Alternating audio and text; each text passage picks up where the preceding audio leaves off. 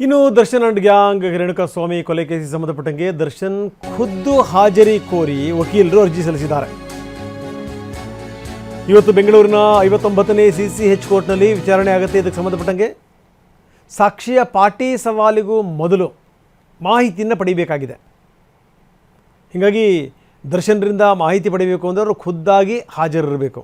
CRPC section 273 ಅಡಿನಲ್ಲಿ Darshan ಪರ ವಕೀಲರು ಅರ್ಜಿ ಸಲ್ಲಿಸಿದ್ದಾರೆ. ಅರ್ಜಿಗೆ SPP ಆಕ್ಷೇಪಣೆ ಸಲ್ಲಿಸಿದ್ದಾರೆ. ಪ್ರಸನ್ನಕುಮಾರ್ ಅವರು ಖುದ್ದು ಹಾಜರುಪಡಿಸಿದರೆ ಸಮಸ್ಯೆ ಆಗುತ್ತೆ ಅಂತ ಕೂಡ ಅವರು ಅಂತಾರೆ. ಅರ್ಜಿ ಬಗ್ಗೆ ಇವತ್ತು ದರ್ಶನ್ ವಕೀಲರು ವಾದ ಮಂಡಿಸ್ತಾರೆ.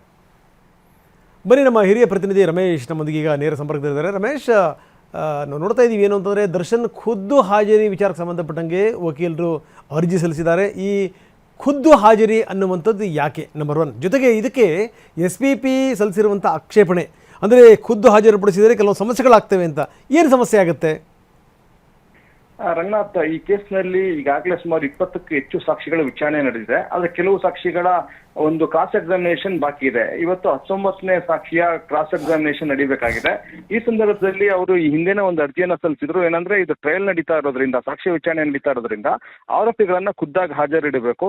ಹಾಜರಿಡೋದ್ರಿಂದ ನಮಗೆ ಇನ್ಸ್ಟ್ರಕ್ಷನ್ಸ್ ತಗೊಳ್ಳೋದಕ್ಕೆ, ಯಾಕಂದ್ರೆ ಘಟನೆಗೆ ಸಂಬಂಧಪಟ್ಟಂತೆ ಏನಾದ್ರು ಕ್ವಶನ್ ಕೇಳೋದಿದ್ರೆ ಅಥವಾ ಅವರಿಂದ ಏನಾದ್ರು ಆನ್ಸರ್ ಪಡೆಯೋದಕ್ಕೆ ಸಂಬಂಧಪಟ್ಟಂತೆ ಏನಾದ್ರು ಗೊಂದಲಗಳಿದ್ರೆ ಆಗ ತಕ್ಷಣ ಆರೋಪಿಗಳಿಂದ ಆ ಮಾಹಿತಿಯನ್ನ ತಗೊಂಡು ಅವ್ರಿಗೆ ಕ್ವಶನ್ ಕೇಳೋದಕ್ಕೆ ಅನುಕೂಲ ಆಗುತ್ತೆ. ಹೀಗಾಗಿ ಅವ್ರನ್ನ ಖುದ್ದಾಗಿ ಹಾಜರಿಡಬೇಕು ಅಂತೇಳಿ ಮನವಿ ಮಾಡಿದ್ದಾರೆ.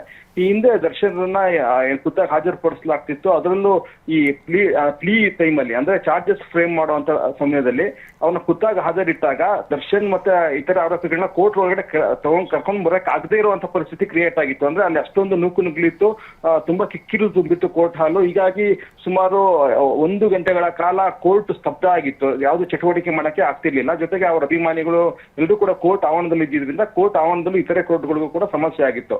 ಹೀಗಾಗಿ ಅದಾದ ಬಳಿಕ ಕೋರ್ಟ್ ಇಲ್ಲಿ ಖಂಡಿತ ಇಲ್ಲಿ ಫಿಸಿಕಲ್ ಪ್ರೆಸೆನ್ಸ್ ಸಾಧ್ಯನೇ ಇಲ್ಲ, ಖುದ್ದಾಗಿ ಹಾಜರುಪಡಿಸೋಕೆ ಸಾಧ್ಯನೇ ಇಲ್ಲ.